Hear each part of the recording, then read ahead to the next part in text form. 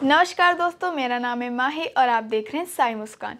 आज मैं आपको बताने वाली हूँ गेहूं पीसने की कथा। सन 1910 में एक दिन प्रातः काल श्री साई बाबा के दर्शनार्थ मस्जिद में गया। वहाँ का विचित्र दृश्य देख मेरे आश्चर्य का ठिकाना न रहा कि साई बाबा मुंह हाथ धोने के पश्चात चक्की पीसने की तैयारी करने लगे। उन्होंने फर्श पर एक टाट का टुकड़ा बिछाकर उस पर हाथ से पीसने वाली चक्की रखी।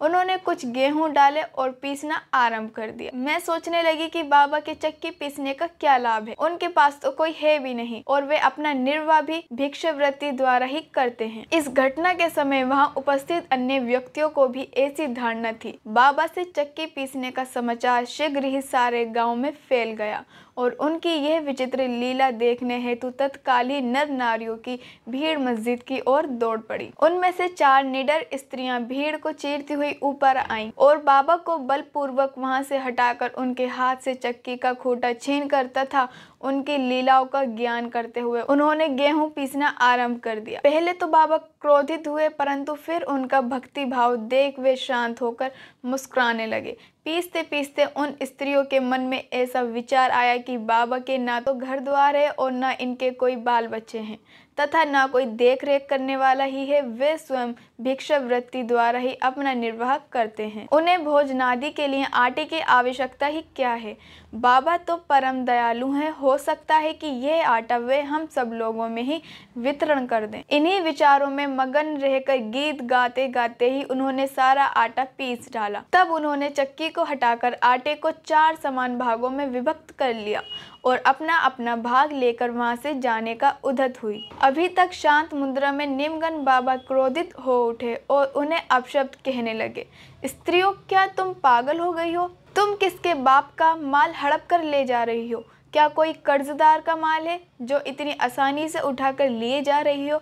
अच्छा, अब एक काम करो कि आटे को ले जाकर गांव की मेंढ सीमा पर बिखेराओ। मैंने शिरडी वासियों से प्रश्न किया कि जो कुछ बाबा ने अभी किया है उसका यथार्थ में क्या तात्पर्य है। उन्होंने मुझे बताया कि गांव में विषुची का हैजा का जोरों से प्रकोप है और उसके निवारणार्थ ही बाबा का यह उपचार है। अभी जो कुछ आपने पीसते हुए देखा था वे गेहूं नहीं वरन विषुची का हैजा थी जो पीसकर नष्ट कर दी गई है। इस घटना के पश्चात सचमुच विषुचिका की संक्रामकता शांत हो गई और ग्रामवासी सुखी हो गए। यह जानकर मेरा कौतूहल जागृत हो गया। मैं स्वयं से प्रश्न करने लगा कि आटे और विषुचिका हैजा रोग का भौतिक तथा पारंपरिक क्या संबंध है। इसका सूत्र कैसे जात हो घटना बुद्धिगम्य प्रतीत नहीं होता। अपने हृदय की संतुष्टि के हेतु इस मधुर लीला का मुझे 4 शब्दों में महत्व अवश्य प्रकट करना चाहिए। लीला पर चिंतन करते हुए मेरा हृदय प्रफुल्लित हो उठा और इस प्रकार बाबा का यौवन चरित्र लिखने के लिए मुझे प्रेरणा मिली। यह तो सब लोगों को विदित है कि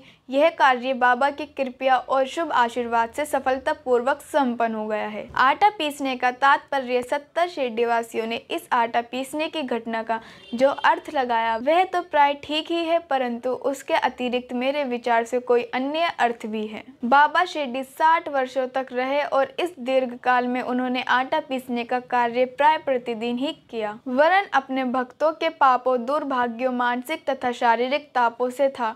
उनकी चक्की के 2 पार्टों में ऊपर का पार्ट भक्ति तथा नीचे का कर्म था। चक्की की मुठिया जिसे पकड़कर वे पीसते थे वह था ज्ञान। बाबा का विश्वास था कि जब तक मनुष्य के हृदय से प्रवृत्तियां आस्तिक, पूर्ण तथा अहंकार नष्ट नहीं हो जाते, जिनका नष्ट होना अत्यंत दुष्कर है, तब तक ज्ञान तथा आत्मानुभूति संभव नहीं है। यह घटना कबीरदास जी की इसके तदनुरूप घटना की स्मृति दिलाती है। कबीरदास जी एक स्त्री को अनाज पीसते देखकर अपने गुरु निपट निरंजन से काटने लगे कि मैं इसलिए रुदन कर रहा हूँ कि जिस प्रकार अनाज चक्की में पीसा जाता है उसी प्रकार मैं भी भवसागर रूपी चक्की में पीसे जाने की यातना का अनुभव कर रहा हूँ। उनके गुरु ने उत्तर दिया कि घबराओ नहीं, चक्की के केंद्र में जो ज्ञान रूपी दंड है उसी को मन से पकड़ लो। जिस प्रकार तुम मुझे करते देख रहे हो उससे दूर मत जाओ, बस केंद्र की ओर ही अग्रसर होते जाओ और तब निश्चित है कि तुम इस भवसागर रूपी चक्की से अवश्य ही बच जाओगे। आज की कहानी कहानी में बस इतना ही। आपको साईं बाबा की गेहूं पीसने की कथा कैसी लगी